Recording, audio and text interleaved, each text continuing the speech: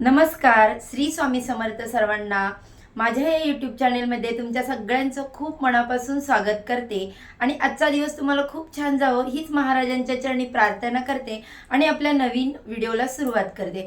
तर बघा, 4 डिसेंबरला गुरुवारी आलेली आहे दत्त जयंती आणि गुरुवार भगवान दत्तांना समर्पित असणारा दिवस आहे आणि या दिवशी दत्त जयंती आली म्हणून हा मार्गशीर्ष महिन्यातील दुसरा गुरुवार सुद्धा या दिवशी आहे। म्हणूनच बघा, यंदा 2025 मध्ये अतिशय दुर्मिळ योगायोग जो आहे तो निर्माण झालेला आहे। अतिशय शुभ योग जो आहे तो एकत्र 3 योग जुळून आलेले आहेत। म्हणूनच या दिवशी सर्वार्थ सिद्धी योग, राजयोग हा देखील निर्माण झालेला आहे आणि हे योग अतिशय शुभ मानले जातात।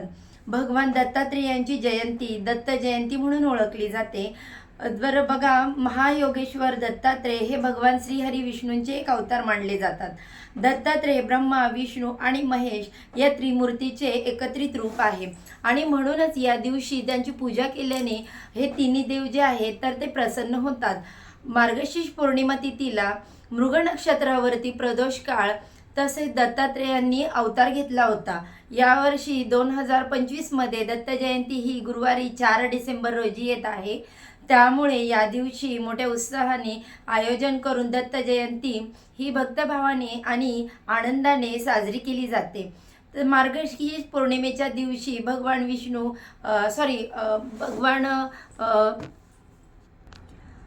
भगवान दत्तात्रेयांसह भगवान विष्णू आणि माता लक्ष्मी यांचं पूजन केल्यानंतर धनसंपत्ती सुख समृद्धी मिळते। तसेच घरात हवन केल्याने ज्ञानामध्ये वृद्धी मिळते। या दिवशी दत्त महाराजांना पिवळी फुलं, पिवळी मिठाई अर्पण करावी। यामुळे दत्तगुरु महाराज यांच्यामुळे बघा त्यांचे आपल्यावर आशीर्वाद प्राप्त होतात आणि आपल्याला जो काही त्रास होतो तो दूर करतात। आता बघा, दत्तपंथ हा दत्तगुरूंपासून सुरू झालेला आहे। या दिवशी दत्तांची पूजा केल्याने भक्तांच्या सर्व इच्छा पूर्ण होतात। या दत्त जयंतीच्या दिवशी दत्ततत्व हे पृथ्वी तलावरती नेहमीच्या तुलनेत 1,00,000 पटाने जास्त कार्यरत असतं आणि म्हणूनच या दिवशी दत्त महाराजांची मनोभावे उपासना नामजप केल्याने दत्त धर्माचा आपल्याला जो अधिक लाभ आहे तो मिळत असतो। तर बघा, म्हणूनच या दिवशी काही प्रभावी उपाय आणि सेवा देखील केल्या जातात। आजच्या या व्हिडिओमध्ये आपण एक अशी अतिशय प्रभावी असा उपाय आणि सेवा पाहणार आहोत। तर बघा, सनातन धर्मामध्ये दत्त जयंती ही अत्यंत महत्त्वाची मानली जाते। दरवर्षी हा दिवस मार्गशीर्ष महिन्यातील पौर्णिमा या तिथीला साजरा केला जातो। मार्गशीर्ष पौर्णिमेच्या दिवशी मृग नक्षत्रावरती सायंकाळी दत्तांचा जन्म झाला आणि म्हणूनच त्या दिवशी दत्तांचा जन्मोत्सव सर्व दत्त क्षेत्रांमध्ये साजरा केला जातो। जे लोक दत्त जयंतीला हा साजरा करतात जन्मोत्सव, तेव्हा दत्त जयंतीच्या दिवशी या चांगल्या आपल्या प्रभावामुळे आपल्याला सगळ्या ज्या आहेत त्या प्राप्त होतात। तर बघा, दत्त जयंती ही शुक्रवारी 5 डिसेंबरला पहाटे 4 वाजून तर बघा, दत्त जयंतीचा प्रारंभ हा सकाळी 8:37 होत आहे 4 तारखेला। तो 5 तारखेला शुक्रवारी 5 डिसेंबरला 2025 रोजी पहाटे 4:43 समाप्त होत आहे। तर उदय तिथीनुसार आपल्याला ही दत्त जयंती 4 डिसेंबरलाच म्हणजेच गुरुवारी साजरी करायची आहे। भगवान दत्तात्रेयांचे हे महर्षी अनुसया आणि महर्षी यांचे पुत्र आहेत। तर बघा, दत्तात्रेयांच्यामध्ये ब्रह्मा, विष्णू आणि महेश या त्रिमूर्तींचा समावेश आहे। त्यामुळे दत्त महाराजांची आपण उपासना, पूजा, सेवा, अर्चना केली तर आपल्याला ब्रह्मा, विष्णू, महेश या तिन्ही देवांचे आशीर्वाद प्राप्त होतात। त्यामुळे दत्तांमध्ये गुरु आणि ईश्वर या दोघांचे रूप आहे। बघा, या मूर्तीला 3 चेहरे आहेत। 4 हात आहेत. त्यानंतर बघा दत्त जयंतीला अतिशय महत्त्व दिले जाते. भगवान दत्तात्रेयांच्या जयंतीनिमित्त विशेष पूजा करणाऱ्यांना अपर ज्ञान प्राप्त होते, सुख समृद्धी लाभत असते आणि म्हणूनच या दिवशी आपल्या वास्तुशास्त्रामध्ये करण्यासाठी काही प्रभावी उपाय आणि सेवा सांगितल्या गेलेल्या आहेत. तर बघा या 4 डिसेंबरला गुरुवारी दत्त जयंतीच्या दिवशी तुम्ही उपवास नाही केला तरीही चालेल, परंतु आईने आपल्या मुलांसाठी इथे एक असा दिवा लावायचा आहे की हा दिवा लावल्याने आपल्या मुलांचे सर्व दोष, संकट, विघ्न, अडचणी या दूर होतात आणि त्यांची अभ्यासामध्ये, नोकरीमध्ये, व्यवसायामध्ये भरभरून अशी प्रगती होते. प्रत्येक क्षेत्रामध्ये मुलांना यश प्राप्त होतं. तर हा उपाय तुम्ही गुरुवारच्या सायंकाळी करू शकता. कारण बघा या पौर्णिमेचा प्रारंभ जो आहे तो गुरुवारी सकाळी 8:37 होणार आहे आणि त्यामुळे गुरुवारी दिवसभर आणि रात्रभर पौर्णिमा असणार आहे. त्यामुळे या दिवशी सायंकाळी देखील तुम्ही हा उपाय केला तरी चालेल. प्रत्येक आईवडिलांना आपल्या मुलांच्या उज्ज्वल भविष्याची काळजी असते.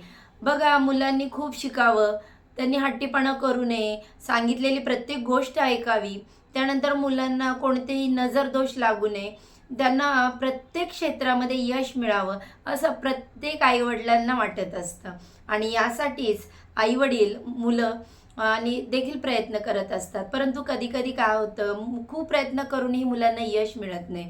जर तुमची मुलं सतत हट्टीपणा करत असतील, सांगितलेलं ऐकत नसतील, अभ्यासामध्ये त्यांचं मन लागत नसेल, अभ्यास करूनही तो त्यांच्या लक्षात राहत नसेल, त्यांना अभ्यासात यश प्राप्त होत नसेल, यामुळे मुलांची प्रगती खुंटलेली असेल, तसेच जी मोठी मुलं आहेत, भरपूर शिकलेली आहेत, परंतु मनासारखी त्यांना नोकरी मिळत नसेल, किंवा मग बघा लग्नाच्या वयाची मुलं आहेत, मुली आहेत, त्यांचा विवाह योग जुळून येत असतील, तर आपल्या मुलांना नजरदोष लागलेले असतील, तर यासारख्या असंख्य समस्या मुलांना येत असतात. आणि नजरदोष ही फक्त बाहेरच्या व्यक्तींची लागत नाही असं नाही, तर घरातल्या व्यक्तींची सुद्धा आपल्या मुलांना नजरदोष हे लागत असतात.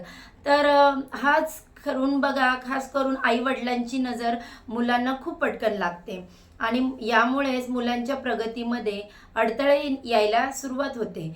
आणि म्हणून मुलांची सर्व दोष, संकट, विघ्न, अडचणी दूर होण्यासाठी, प्रत्येक क्षेत्रामध्ये त्यांची प्रगती होण्यासाठी आपल्याला दत्त जयंतीच्या दिवशी मुलांसाठी हा असा एक दिवा लावायचा आहे. आता हा उपाय करण्यासाठी आपल्याला एक मातीची पणती घ्यायची आहे आणि पणती ही चांगलीच घ्या, कुठे तुटलेली फुटलेली घेऊ नका, त्यानंतर अशी काळी वगैरे जास्त झालेली घेऊ नका.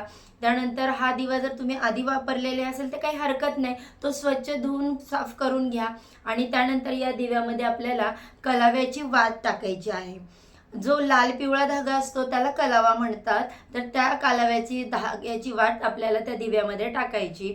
आणि त्यानंतर जर तुमच्याकडे बघा कलाव्याचा धागा जर नसेल तर 2 वातींची मिळून तुम्हाला एक वात तयार करायची कापसाची आणि एका वातीला तुम्हाला थोडंसं कुंकू लावायचं आणि एका वातीला थोडीशी हळद लावायची आणि अशी तुम्हाला लाल पिवळ्या रंगाची वाती तयार करायच्या आहेत. कोरडं हळदी कुंकू लावायचं, ओलं करून लावू नका, नाहीतर ती वात पेटणार नाही. तर त्यानंतर बघा या 2 वातींची एक वात तयार करून वळून घ्यायची आणि मग या दिव्यामध्ये ती टाकायची आहे. त्यानंतर तुम्हाला काय करायचं आहे, या दिव्यामध्ये आपल्याला तेल घालायचं आहे. हा दिवा आपल्याला प्रज्वलित करायचा आहे.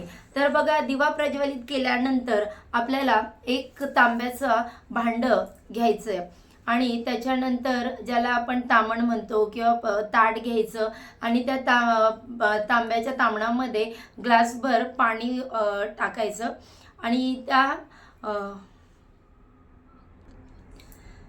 त्या पाण्यामध्ये तो दिवा ठेवायचा आणि तो दिवा ठेवल्यानंतर हा दिवा आपल्या मुलांसाठी देवघरामध्ये स्वामींच्या फोटोसमोर लावायचा आहे. त्यानंतर आता तुमच्या घरामध्ये बघा दत्तगुरूंचा फोटो असेल, मूर्ती असेल, तर हा दिवा तुम्ही तिथे सुद्धा ठेवू शकता. त्यानंतर बघा स्वामींचा फोटो असेल तर तिथे ठेवा किंवा मूर्तीसमोर. तर हा जो दिवा आहे तो आपल्याला तिथे मूर्तीसमोर ठेवायचा, कारण दत्त महाराजांचा अवतार एक म्हणजे स्वामी महाराज आहेत आणि म्हणूनच हा दिवा स्वामी महाराजांच्या समोर, फोटोसमोर किंवा मूर्तीसमोर ठेवला तरी देखील चालेल, काही हरकत नाही. जर तुमच्या घराजवळ मंदिर किंवा स्वामींचा मठ असेल, केंद्र असेल, तर तिथे जाऊन तुम्ही हा मंदिरामध्ये ठेवला किंवा तिथे जरी प्रज्वलित केला तरी चालेल. परंतु या दिवशी मंदिरामध्ये भयानक गर्दी असते, त्यामुळे हे उपाय आपण घरच्या घरीच केलेले अगदी सहज सोपे पडतील. त्यामुळे आपल्याला घरीच मुलांसाठी हा दिवा लावायचा आहे. दिवा लावल्यानंतर आपल्याला दिव्याला हळदी कुंकू अक्षदा अर्पण करायचे, फूल अर्पण करायचं, धूप दीप अगरबत्ती ओवाळून घ्यायची आणि त्यानंतर हा जो दिवा आहे त्याच्या समोरच बसून तुम्हाला 108 वेळा दिगंबरा दिगंबरा श्रीपाद वल्लभ दिगंबरा या मंत्राचा जप करायचा आहे. तसेच बघा, श्री स्वामी समर्थ, श्री स्वामी समर्थ या मंत्राचा देखील 108 वेळा मंत्र करायचा, मंत्राचा जप करायचा. एक वेळा तारक मंत्राचं पठण करायचं आणि मुलांसाठी तुम्हाला प्रार्थना करायची आहे. मुलांचे सर्व दोष, संकट, अडचणी, विघ्न सर्व दूर होण्यासाठी, त्यांना प्रत्येक क्षेत्रामध्ये यश मिळण्यासाठी तुम्हाला मनोभावे दत्तगुरूंना प्रार्थना करायची. आणि यानंतर हा दिवा जो आहे तो सायंकाळी लावलेला असेल, तो कमीत कमी रात्री 12 वाजेपर्यंत चालू राहील एवढं तेल तुम्हाला त्याच्यामध्ये टाकायचं आहे आणि ती काळजी तुम्हाला घ्यायची आहे. आणि सकाळी जर तुम्ही दिवा लावलेला असेल तर दिवसभर तो दिवा चालू राहील. हा दिवा त्याच्यामध्ये एवढं तेल तुम्हाला घालायचं आहे. दिवा लावून झाल्यानंतर मग तुम्हाला मुलांना सुद्धा त्या दिव्याला नमस्कार करायला सांगायचा. त्याच्यानंतर असा हा एक दिवा आपल्याला दत्त जयंतीच्या दिवशी मुलांसाठी लावायचा आहे. आता हा दिवा दुसऱ्या दिवशी काय करायचं त्या दिव्याचं, तर या खाली जे पाणी आपण ठेवलेलं होतं तर ते पाणी तुम्हाला मुलांच्या अंघोळीच्या पाण्यामध्ये टाकायचं. त्याच्यानंतर हे जे पाणी मुलांच्या आंघोळीच्या पाण्यामध्ये टाकल्यानंतर काय होईल, तर त्यांचे जे हे पाणी जे होतं ते मंत्रजप केल्यामुळे ते अभिमंत्रित झालेलं होतं. त्याच्यामुळे त्याच्यामध्ये भरपूर अशी प्रचंड शक्ती आलेली होती. त्याच्यामुळे वाईट शक्तींपासून आपल्या मुलांचं रक्षण होणार आहे. आणि ती बघा स्वामींचा, दत्तगुरूंचा आशीर्वाद त्या पाण्यामध्ये सामावलेला आहे. त्यामुळे असे पाणी मुलांच्या आंघोळीच्या पाण्यामध्ये जर आपण टाकलं तर आपल्या मुलांवरती कोणतेही बाधा, अडचणी, संकट, विघ्न शिक्षणामध्ये, नोकरीमध्ये, विवाहामध्ये काही अडथळे येणार नाहीत आणि आपल्या मुलांची प्रत्येक क्षेत्रामध्ये प्रगती होईल. दिवस रात्र प्रगती होत राहील. मुलं हट्टीपणा करणं सोडून देतील, अभ्यासामध्ये त्यांचं मन लागेल, हुशार होतील. त्यांना जर कोणाची नजरबाधा लागलेली असेल तर ती सुद्धा संपूर्णपणे नष्ट होईल आणि मुलांची प्रगती होण्यास खूप प्रगती होण्यामध्ये सुरुवात होईल. त्यानंतर बघा, हा दिवा तुम्ही स्वच्छ करून पुन्हा वापरायला घेऊ शकता. तर असा हा एक दिवा तुम्ही दत्त जयंतीच्या दिवशी आवर्जून मुलांच्यासाठी नक्की लावा. आपल्या वास्तुशास्त्रामध्ये सांगितलेला हा उपाय हा प्रत्येक आईवडिलांनी दत्त जयंतीला मुलांच्या प्रगतीसाठी, यशप्राप्तीसाठी हा उपाय करणं नक्की गरजेचं आहे. तर बघा, हा महत्त्वपूर्ण व्हिडिओ तुम्हाला कसा वाटला, व्हिडिओमध्ये मी जी तुम्हाला माहिती सांगितली ती जर तुम्हाला आवडली तर नक्की माझ्या चॅनेलला सबस्क्राईब करा आणि या व्हिडिओला लाईक करा. तर बघा, झालेली सेवा स्वामी महाराजांच्या चरणी अर्पण करते आणि आजच्या व्हिडिओचा इथेच एंड करते. उद्या अशाच छानशा माहितीसोबत पुन्हा नव्याने भेटू. सर्वांना श्री स्वामी समर्थ. जय गुरुदेव दत्त.